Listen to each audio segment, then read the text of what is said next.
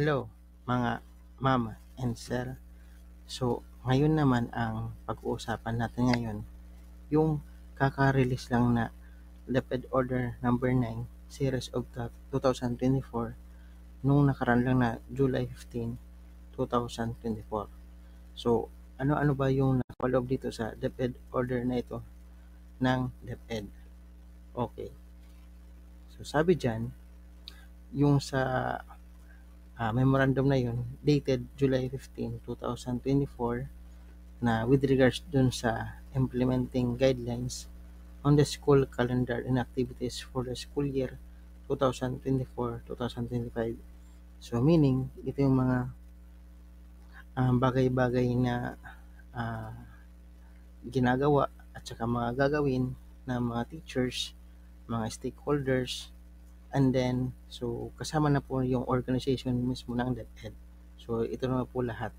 So pinag-summary ko na po ito para at least kasi ang haba po nito umabot ito ng 18 na pages yung tunay na memorandum nito. So pinag-summarize ko na and ito na lang po yun. So ito yung mga important dates to remember for the school year 2024-2025. Ito na po yun.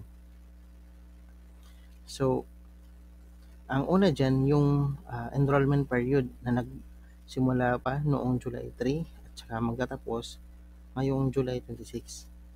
Ang sunod naman yung Briga Eskwela period natin na halos isang linggo po yan. So, July 22 hanggang 27. So, tandaan po ninyo mga important reminders na po yan. Sunod, yung magiging regular class or yung opening of classes is July 29, 2024. So, itong katapusan na ngayong July, so mag-start na po yung regular class po natin sa lahat ng pampublikong paaralan mula kinder hanggang senior high school. And then, so, magsisimula na yung regular na pasukan sa July 29 nga at saka matapos siya sa September 24, 2024. Ayan.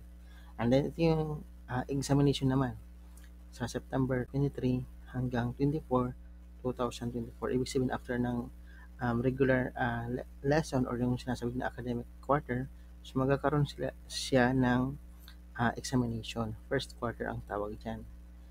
And then after ng examination, so balik na naman sa lesson na naman para sa second quarter naman yan. So magsisimula siya sa September 25 hanggang December 23, 2024. Ayan po. So ang sunod naman yan is after ng regular na lesson or discussion, susundan agad yan ng examination. So ayan. So sa December 2 hanggang December 3, 2024. So ayan na. So bago niyan, so meron yan tinatawag na mid-year break or sa mid-year break na yan.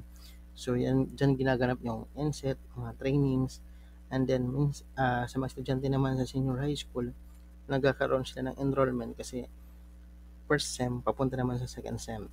So yun po. So sa December 21 hanggang January 1, ito yung Christmas break na mga kaguro po natin.